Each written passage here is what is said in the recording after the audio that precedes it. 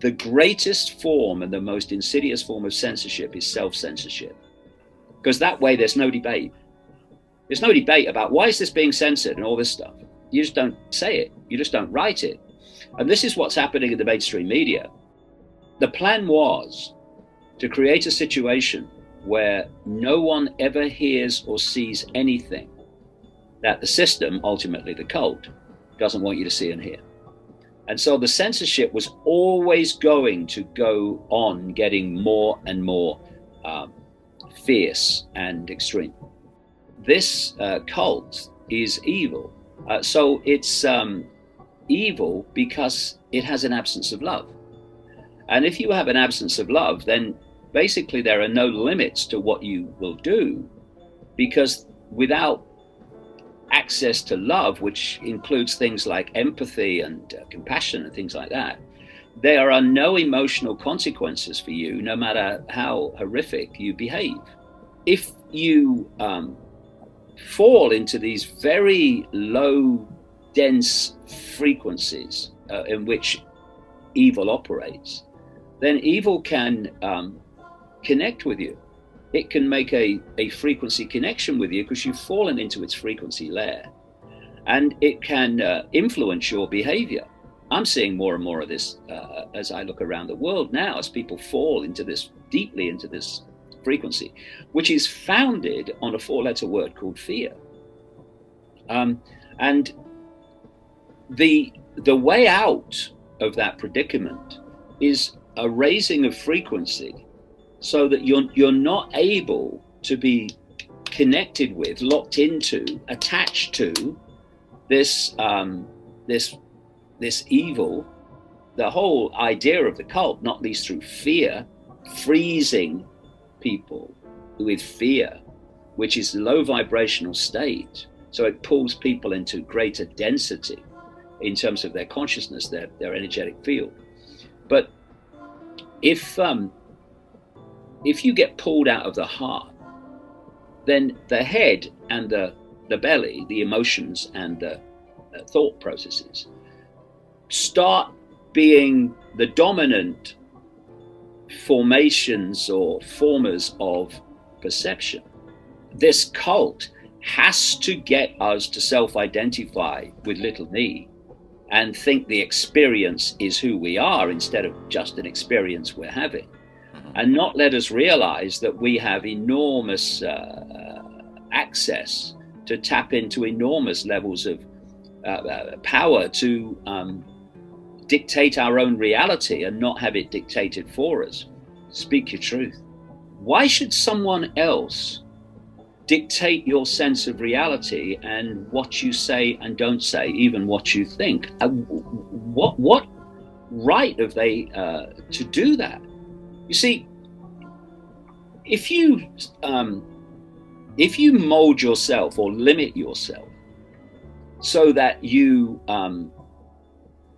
fit in with what you think other people would like you to be or want you to be, or have the opinions that you think other people want you to have, then you're no longer you.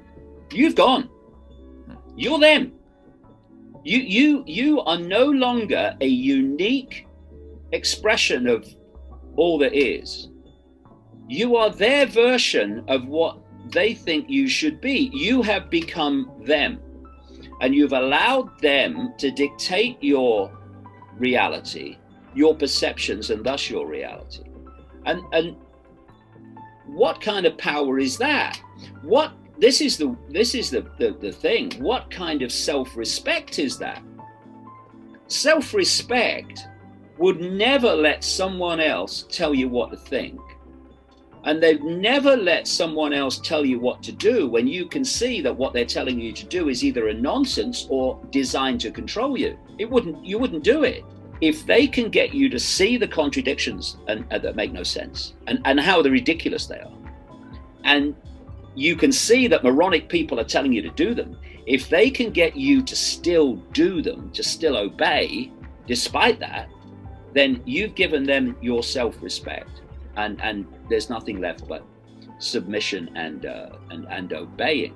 So self-respect says, I'm not doing what I know is there to manipulate me and control me. I'm not doing what I can see is nonsense. I'm not thinking what you want me to think just because you want me to think it. I am a unique expression of all that is, and I'm going to express that uniqueness. And if you don't like it, well, you can do the other thing. And this is the other thing about when people hurl abuse at you or ridicule at you, and you say, I'm upset, that's hurt me, I'm offended. Well, you've actually said exactly the situation. I'm offended. I'm hurt.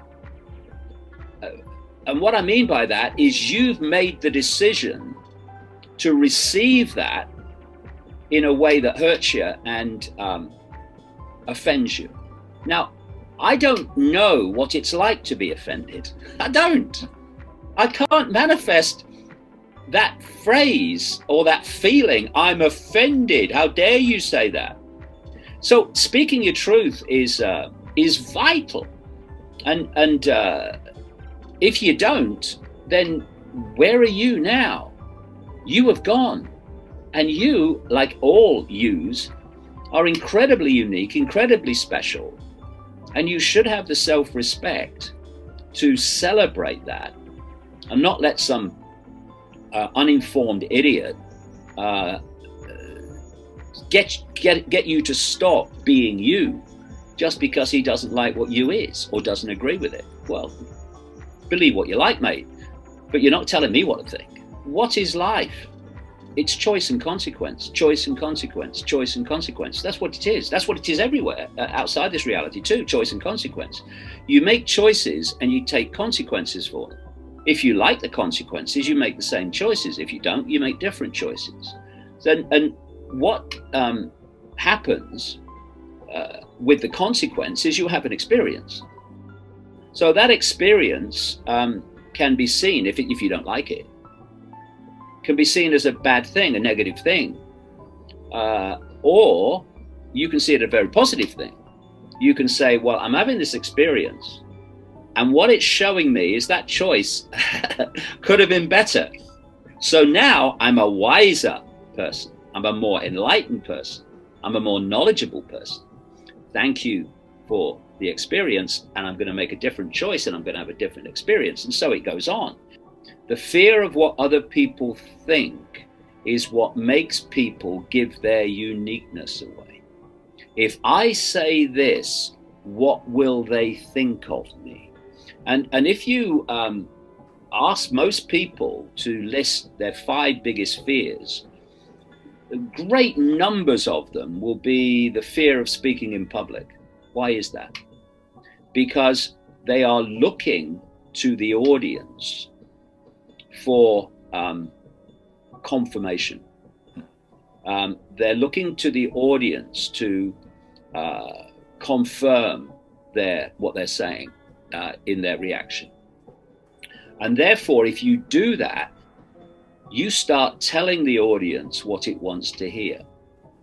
And you've lost you again. And you've become part of the herd again, because you're telling the herd what it wants to what it wants to hear.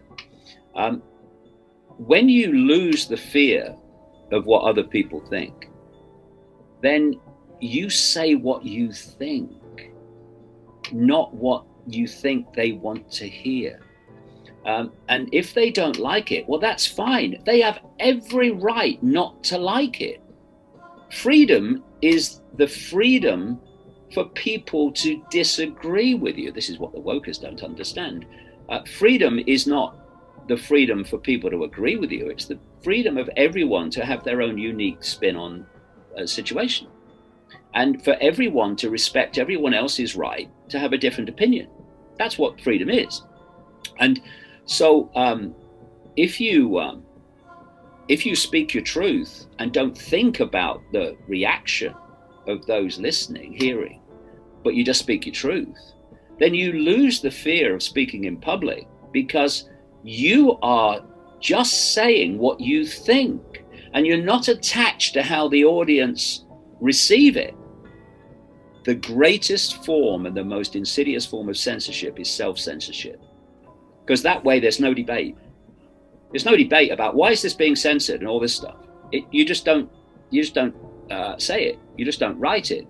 And this is what's happening in the mainstream media, and it's what's happening with the insane censorship in Silicon Valley, which is a cult creation.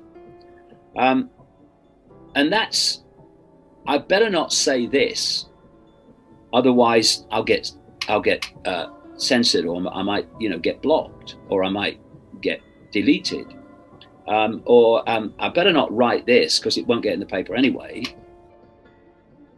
I knew in the spring of 2020 that what I was going to say in some high-profile interviews was going to get me, probably get me thrown off YouTube and thrown off Facebook and all this stuff.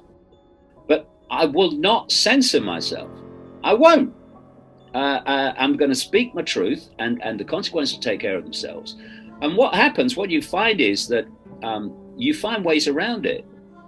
I mean, my videos don't get the numbers they would on YouTube, okay, but they get massive numbers on alternative sites. So, you find ways around it. But what you don't do is stop speaking your truth, because that is a very dangerous road. Well, I won't say this because then I might not get censored and the censorship increases. Okay, well, I won't say this, and then I might not get censored. And eventually, you're not saying anything worth hearing. That the plan was to create a situation where no one ever hears or sees anything that the system, ultimately the cult, doesn't want you to see and hear. And so the censorship was always going to go on getting more and more fierce and extreme.